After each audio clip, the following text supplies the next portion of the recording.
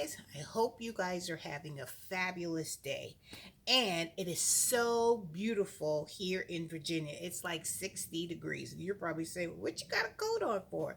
Well, inside my garage, it's not as warm as outside. It's kind of chilly.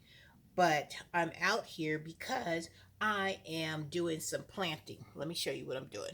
I'm transplanting some of my purple turnips and my green peppers, and I am doing some cauliflower.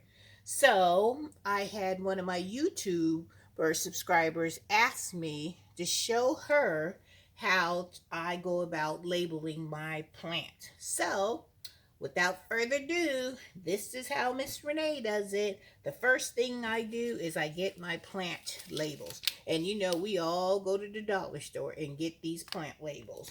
But one thing about these plant labels that I do, because you know I'm all about repurpose and reusing. So I take my plant label and I cut it in like half.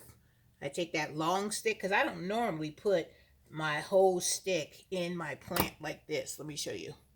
See how long this plant label is? I don't put that because I just think half of the label is getting covered by dirt when you can actually use this label as a dual purpose. So what I do is I just take my scissors, my label, and then I just cut it in half. And then that way, instead of having one label, I can have two. So then I go ahead, since I know this is the variety of cauliflower that I planted, I usually write that name on my label. So I'll write cauliflower on here. And this one is the early snowball. So I'll write early snowball. And I also will put the date. See? That's how my label is. And then I will put it in my little plant container. So when I see these, I'll be like, oh, this one has my cauliflower in there.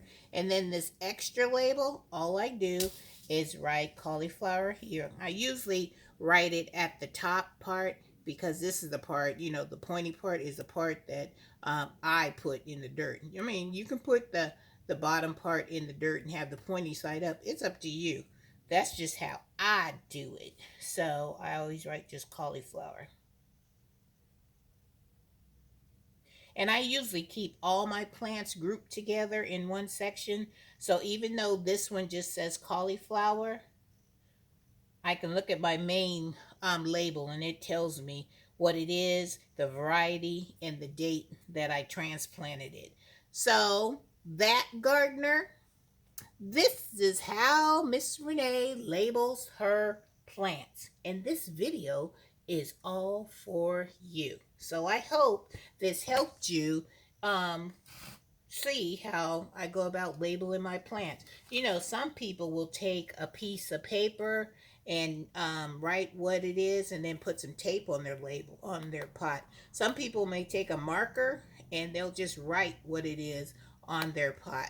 There's so many different ways of going about labeling your plants. It all depends on what's easier for you because you know we never want to make gardening difficult. We always want to make it enjoyable, fun, something that you're going to want to come back and do again. Because ain't nobody want to come and do stuff that they see that is more like a chore and they really, really don't enjoy it. Because if you don't enjoy what you're doing, then you're not going to put your best, effort towards whatever it is. Because I could just take this, slap some writing on here, and just throw it in this plant. And my handwriting may be messy. And so when people look at that, they'll be like, what is that? What does that say? So take your time, and just relax. Put some music on. That's what I do sometimes. I have music rolling in the background and I just be working. Because look, I'm the only one in this garage all by myself, just doing what I do. But you know what? I enjoy doing that. That's why. So I have lots more plants to do. Let me show you what else I got to do. I've got to finish with these Golden Globe turnips I got to transplant. And then I have more of those same purple turnips right here. And I just finished with all those peppers. Because you know, Miss Renee wants to have a strong pepper game. Because you know, I'm all about my bell peppers. So I'm racking them up. And I'm hoping that these purple turnips, because I've never ever had a purple turnip, I am so happy and got my fingers crossed that this turnip will grow and at least give me a little taste of what this thing is all about, because that's what gardening is. You grow things that you never tried before just to see how it tastes. So I'm going to get in here, finish what I got to do so I can get back out in those 60-degree weather out my backyard versus being in this garage freezing, because you know my hands still getting a little cold in here. So all right, so with that being said, I want you guys to have a wonderful day. I want you to get out there in your yard if you can and have some fun and just do what you do. Because you know, as soon as I get done with this, I'm going outside into the 60, you hear me? 60-degree weather. In a couple of weeks, we had snow on the ground. So, like I said before, spring is in the air. I can feel it. I want it. I need it. So, okay, you guys, let me stop being all silly and stuff. But have a wonderful day, and I'll see you in the next video. All right, guys, take care. Bye-bye.